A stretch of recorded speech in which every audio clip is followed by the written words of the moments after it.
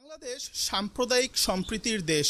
আবহমান কাল থেকে বাংলা ভূখণ্ডে নানা জাতিগোষ্ঠী ও ধর্মমতের অনুসারীরা পারস্পরিক সুসম্পর্ক বজায় রেখে মিলেমিশে একত্রে বসবাসের মাধ্যমে সাম্প্রদায়িক বা আন্তঃধর্মীয় সম্প্রীতির ঐতিহ্য সংহত রেখেছেন।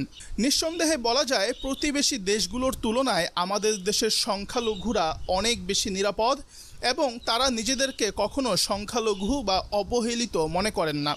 ভারতের হিন্দুরা মসজিদ ভাঙে আর বাংলাদেশের মুসলমানরা মন্দির পাহারা দেয়। এটাই হলো ইসলামী শিক্ষা। এটাই আমাদের দেশের ইসলামপন্থীদের সাম্প্রদায়িক সম্প্রীতির উদাহরণ। ফাহাম আব্দুস সালামের একটা ভিডিওতে দেখলাম, তিনি খুব সুন্দর একটা কথা বলেছেন। এই যে বাংলাদেশের হাজার হাজার মুসলমানরা হিন্দুদেরকে বা সংখ্যালঘুদেরকে রক্ষা করতে চায়, এটা একমাত্র আমাদের ধর্মীয় মূল্যবোধের কারণে। কারণ আমার ধর্মীয় অনুভূতি আমাকে বাধ্য করে সংখ্যালঘুদেরকে রক্ষা করতে।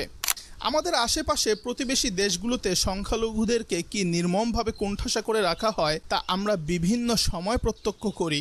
এই তো কিছুদিন আগের ঘটনা, প্রতিবেশী দেশ ভারতে ঘিরে ধরা উগ্রবাদী হায়নাদের রক্তচক্ষু উপেক্ষা করে প্রিয় বোন মুস্কানের আল্লাহু আকবার ধ্বনি এখনও আমাদের মুমিন হৃদয়ে অনুপ্রেরণার সঞ্চার করে। সাথে সাথে ঘটনাটি এই কথাও প্রমাণ করে যে প্রতিবেশী দেশগুলো সংখ্যালঘুদের উপরে কি পরিমাণ নির্মম। জনসম্মুখে একজন হিজাব পরিহিতা মুসলিম নারীকে শখানেক উগ্রবাদী হিন্দু কোণঠাসা করে রাখার চেষ্টা করে। এছাড়াও ভয়াবহ সাম্প্রদায়িক দাঙ্গা, সংখ্যালঘুদের অনিরাপত্তা তাদের দেশের নিত্যদিনের সংবাদ।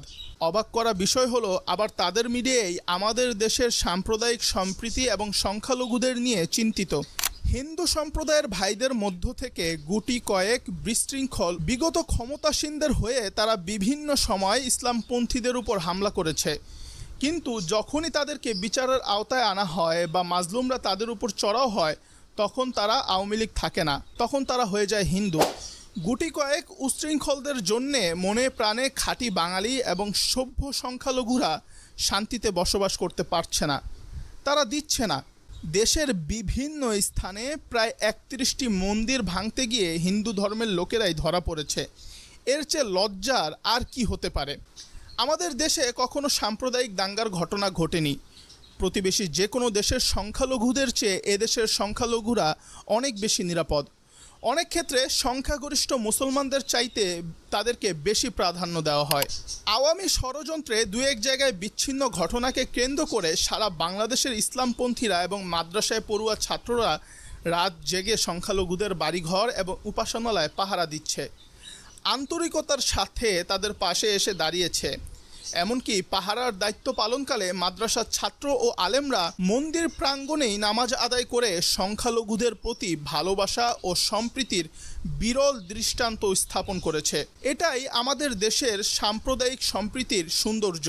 সরকার পতনের পর সারা দেশেই সাময়িক বিশৃঙ্খলা হয়েছে, সেটা সম্পূর্ণই সুযোগ সন্ধানী দুর্বৃত্ত ও দুষ্কৃতিকারীদের কাজ। এর সঙ্গে সংখ্যালঘুদের উপর বা তাদের উপাসনালয়ে টার্গেটেড হামলার কোনো নজির নেই। তাছাড়া যেসব বিচ্ছিন্ন ঘটনা আমরা প্রত্যক্ষ করছি তা নিতান্তই রাজনৈতিক, এর সাথে সাম্প্রদায়িকতার কোনো সম্পর্ক নেই। এইসব বিচ্ছিন্ন ঘটনাকে কেন্দ্র করে ভারতীয় গণমাধ্যম মিথ্যাচার ও প্রোপাগান্ডা ছড়াচ্ছে। তাদের মিথ্যাচারের দৃষ্টান্ত পাওয়া যায় ক্রিকেটার লিটন কুমার দাসের বাড়িতে হামলা ও অগ্নিসংযোগের প্রোপাগান্ডায়। এদেশের সংখ্যালঘুরা অনেক বেশি সচেতন, তারা জানে কারা তাদের বন্ধু এবং কারা তাদের শত্রু। বিভিন্ন মিডিয়ার প্রতিবেদনে হিন্দু পুরোহিত এবং সংখ্যালঘুদের নেতৃত্ব স্থানীয়দের বক্তব্য অনুযায়ী যে ফলাফল আমরা পাই তা অনুসন্ধান করলে দেখা যায় এদেশের সংখ্যালঘুরা নিরাপদেই আছেন।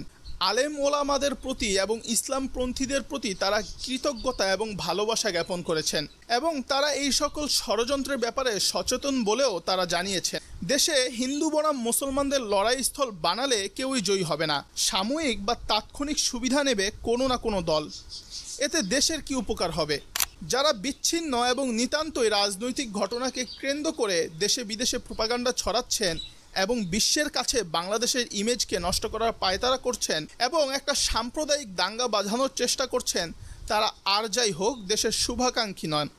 পার্শ্ববর্তী দেশগুলোর মতো বাংলাদেশের সংখ্যালঘুদেরকে নিয়ে রাজনীতি করার চেষ্টা করলে তা কখনোই সফল হবে না। এদেশের আলেম সমাজ এবং জনসাধারণ তার শক্ত হাতে প্রতিহত করবে ইনশাল্লাহ।